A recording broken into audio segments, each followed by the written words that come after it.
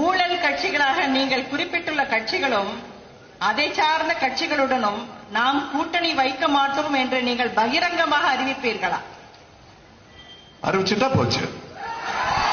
இதெல்லாம் செய்யாம ஒரு பெரிய கட்சியிடம் சேர்ந்து கொஞ்சம் கூழ கும்பிடு போடணும், போட்டா போச்சு. அப்படி போயிருக்கலாம்ல, ஏன் போகல?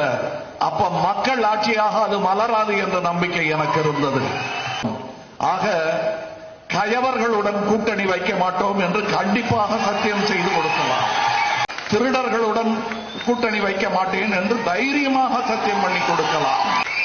குற்றவாளிகள் என்று எங்களுக்கு தெரிந்துவிட்டால் கூட்டு சேர்க்க மாட்டோம் என்று வாக்குறுதி கொடுக்கலாம்.